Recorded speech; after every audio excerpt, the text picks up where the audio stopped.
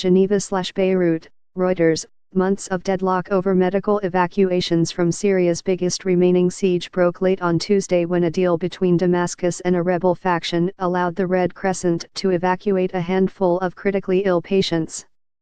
4 patients were evacuated from eastern Ghouta, where almost 400,000 people have been under siege by President Bashar al-Assad's forces since 2013, the Syrian American Medical Society, SAMS, said in a statement. The evacuees were taken to hospitals in Damascus. The enclave is a densely populated pocket of satellite towns and farms and the only major rebel stronghold near the capital Damascus. The military has steadily defeated pockets of armed rebellion in western Syria over the past year, with the help of Russian air power and Iranian-backed militias. The Jaish al-Islam rebel group in eastern Ghouta said it was releasing 29 detainees. In return, the government is allowing the evacuation of 29 of the most critical cases. However, one person on the list, a 6-month-old baby girl, died before she could be evacuated, said Mohammed Katoub, an advocacy manager for SAMS, on Twitter.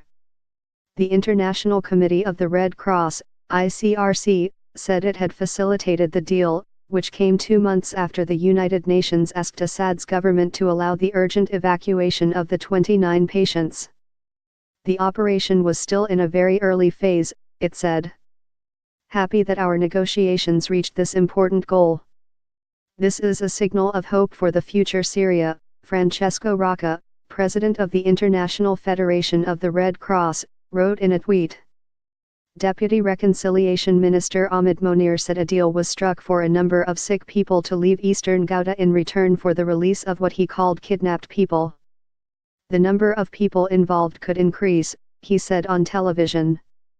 A Jaish al-Islam political official in Ghouta said the Syrian Arab Red Crescent, SARC, mediated between Damascus and the rebels for the swap.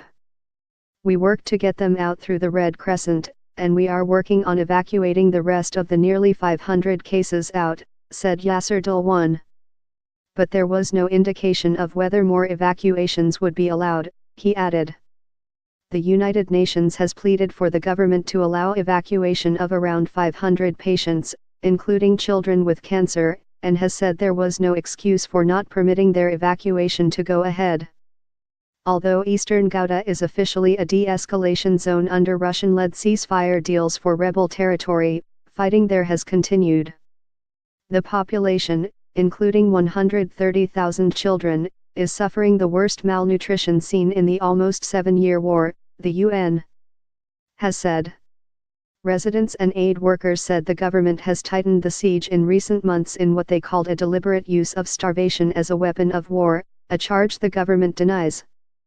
On Sunday, Turkish President Tayyip Erdogan said Turkey was working with Russia, Assad's ally, on the evacuations.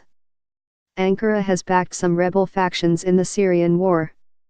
The number of people needing urgent evacuation has shrunk because they keep dying while waiting for help, the UN